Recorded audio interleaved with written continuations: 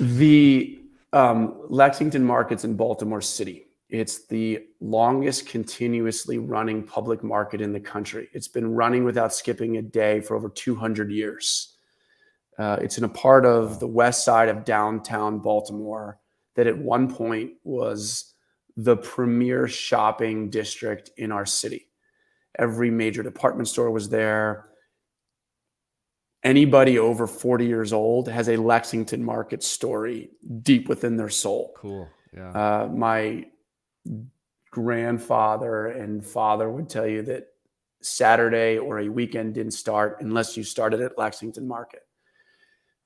In the 1960s, when there was a lot of people leaving Baltimore City, we were a population of 1 million. We went down to 600,000. That part of West Baltimore got hit really hard. And today is a shell of its former self. Lexington Market is holding on by a thread. And the city realized that. And so they put out an RFP for a development group to come in and help them transform the market and set it up for another 200 years of success. In its current state, it wasn't sustainable. Mm-hmm. And so our company responded to the RFP and we were awarded the project. And we went and met with the city as they told us that we had been awarded the opportunity. And we were really clear. We said, look, don't say anything to anybody yet. We need to listen deeply throughout Baltimore for about 9 months to understand if this is even possible. So almost every evening we were in a different community, on a stoop, in a basement, at a church, in a community meeting. And if we had an hour for the presentation, we took 5 quick minutes to explain the soul of the market. And we had one question: what would it take for you, the people of Baltimore, to fall in love with Lexington Market again? And then we just listened for 55 minutes. Over the course of the 9 months, at the end of it, 2 North Stars had emerged on how this project could move forward. And we went back to the city and said, we're all in. Not only do we want to do this, but this has to happen. It will only work if you, as Baltimore City, agree to 2 guiding philosophies.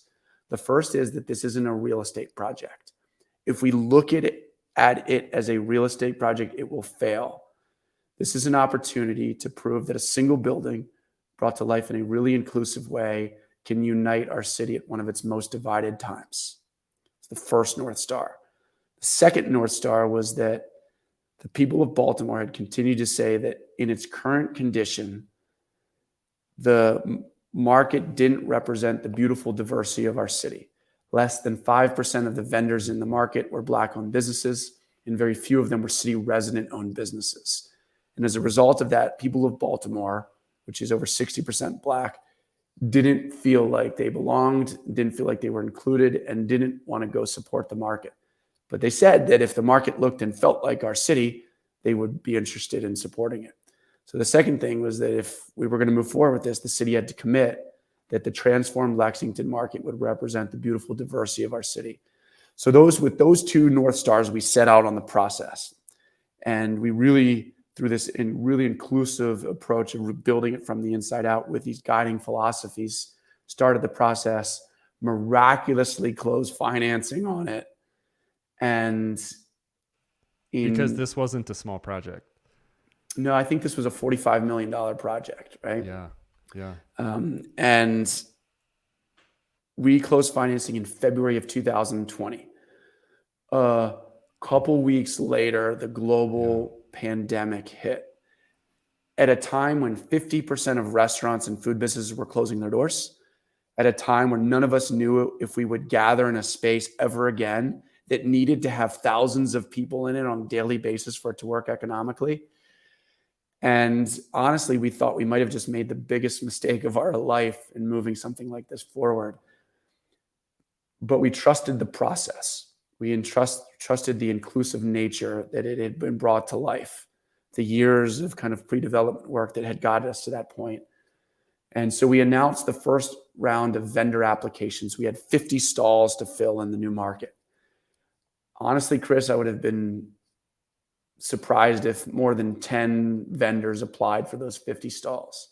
At the end of the application round, we had over 500 applications from diverse small businesses throughout the Baltimore area. Over 50% of them were Black-owned businesses. Over 50% of them were city resident-owned businesses. And over 50% of them were women-owned businesses. At this crazy time where nobody knew incredible. if food or gathering would ever happen again, they felt so invested. We had the message had spread throughout the city of Baltimore, and nobody wanted to see Lexington Market die on their watch, because the hundreds and thousands of people who had been touched by this project over the course of the few years that we were in pre-development all felt that same sense of pride of ownership and authorship in what was going to be created. And they felt that the project belonged to them. And when something belongs to us, there's nothing that we won't do to make sure that it thrives. So look, it was a lifetime's worth of lessons and experiences that led to that moment.